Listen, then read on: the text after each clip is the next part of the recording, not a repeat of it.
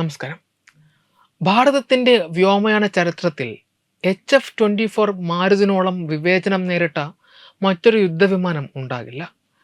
ലോകോത്തരമായ രൂപകൽപ്പനയും അതിശയിപ്പിക്കുന്ന യുദ്ധവീര്യവും ഉണ്ടായിരുന്നിട്ടും പല വിദേശ രാജ്യങ്ങളും പ്രതിരോധ വിദഗ്ധരും ഈ പദ്ധതി പരാജയപ്പെടുമെന്ന് എഴുതിത്തള്ളിയതാണ്. ഏഷ്യയിൽ തന്നെ ആദ്യമായി വികസിപ്പിച്ചെടുത്ത സൂപ്പർസോണിക് യുദ്ധവിമാനമെന്ന ഖ്യാതി ഉണ്ടായിട്ടും ആവശ്യമായ പിന്തുണ ലഭിക്കാതെ പോയ ഒരു ഏകാന്ത പോരാളിയായിരുന്നു മാരുത്. എന്നാൽ പരിമിതിക്കുള്ളിൽ നിന്നുകൊണ്ട് തന്നെ ഈ വിമാനം തെളിയിച്ച കരുത്ത് ഇന്ത്യൻ വ്യോമസേനയുടെ ചരിത്രത്തിലെ തങ്കലിപികളാൽ എഴുതപ്പെട്ട ഒന്നാണ്.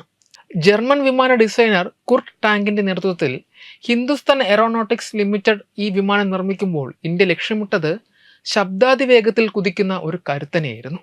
എന്നാൽ രാഷ്ട്രീയവും സാമ്പത്തികവുമായ കാരണങ്ങളാൽ വിമാനത്തിന് അനുയോജ്യമായ കരുത്തുറ്റ എഞ്ചിനുകൾ വിദേശത്ത് നിന്ന് ലഭ്യമാക്കുവാൻ അന്ന് ഇന്ത്യക്ക് സാധിച്ചിരുന്നില്ല.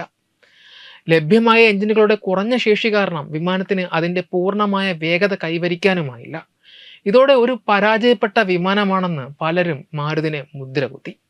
എന്നാൽ എഞ്ചിൻ്റെ പോരായ്മകളെ മറികടക്കുന്നതായിരുന്നു അതിൻ്റെ അസാമാന്യമായ എയറോഡൈനാമിക്സ് ഡിസൈനും പോരാട്ടക്കളത്തിലെ ഈടുനിൽപ്പും.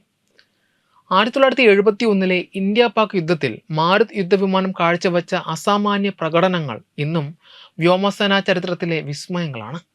സാങ്കേതികമായി പലരും എഴുതിത്തള്ളിയിട്ടും യുദ്ധകളത്തിൽ ഈ വിമാനം പൈലറ്റുമാരുടെ ജീവവായുവായും ശത്രുക്കളുടെ പേടി സ്വപ്നമായും മാറി.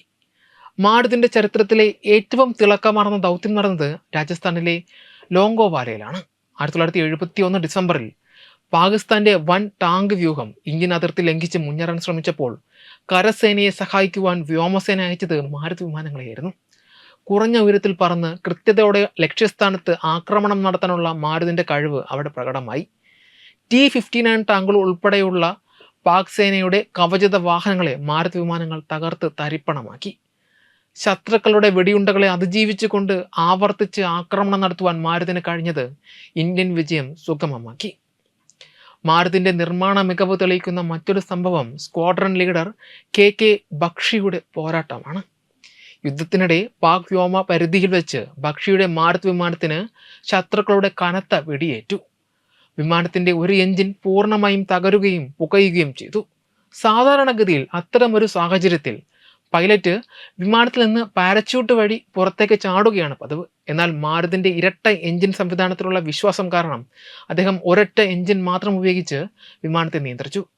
ശത്രുക്കളുടെ വെടിയുണ്ടകളെയും മിസൈലുകളെയും വെട്ടിച്ച് 100 കണക്കിന് കിലോമീറ്ററുകൾ പറന്ന് അദ്ദേഹം വിമാനത്തെ സുരക്ഷിതമായി ഇന്ത്യൻ താവളത്തിലെത്തിച്ചു. മാരുതിൻ്റെ ബോഡി ഡിസൈൻ എത്രത്തോളം കരുത്തുറ്റതായിരുന്നു എന്നതിന് ഇതിനും വലിയ ഉദാഹരണങ്ങളില്ല. യുദ്ധകാലത്ത് മാരുതിൻ്റെ മറ്റൊരു പ്രത്യേകത അത് ഒരൊറ്റ ഡോഗ് ഫൈറ്റിൽ പോലും ശത്രുവിനാൽ തകർക്കപ്പെട്ടില്ല എന്നതാണ്. പാകിസ്ഥാന്റെ പക്കലുണ്ടായിരുന്ന അന്നത്തെ അത്യാധുനികമായ F-86 സേബർ വിമാനങ്ങളുമായി പലതവണ മാരുത് ഏറ്റുമുട്ടിയെങ്കിലും ഒന്നിൽ പോലും മാരുതിനെ വീഴ്ത്തുവാൻ ശത്രുവിന് കഴിഞ്ഞില്ല. MiG-21 വിമാനങ്ങൾ ആകാശ പോരാട്ടങ്ങളിൽ ശ്രദ്ധ കേന്ദ്രീകരിച്ചപ്പോൾ മാരുത് ശത്രുക്കളുടെ മണ്ണിലിറങ്ങി ആക്രമണം നടത്തി തിരികെ വരുന്നതിൽ മാസ്റ്ററായിരുന്നു. വേഗത കുറവാണെന്ന വിമർശനം നിലനിൽക്കുമ്പോഴും യുദ്ധക്കളത്തിലെ അതിൻ്റെ മെയ്വഴക്കം പൈലറ്റുമാർക്ക് വലിയ ആത്മവിശ്വാസമാണ് നൽകിയത്. ഇന്ന് നാം അഭിമാനത്തോടെ കാണുന്ന തേജസ് യുദ്ധവിമാനത്തിൻ്റെ വിജയത്തിന് പിന്നിൽ മാരുത് നൽകിയ അനുഭവ പാഠങ്ങളുണ്ട്. വിദേശ രാജ്യങ്ങൾ ഇന്ത്യയുടെ സാങ്കേതിക വളർച്ചയെ തടയാൻ ശ്രമിച്ചപ്പോഴും സ്വന്തം മണ്ണിൽ വിമാനം നിർമ്മിക്കാനുള്ള ആത്മവിശ്വാസം നൽകിയത് മാരുതിലൂടെ ലഭിച്ച അറിവുകളാണ്.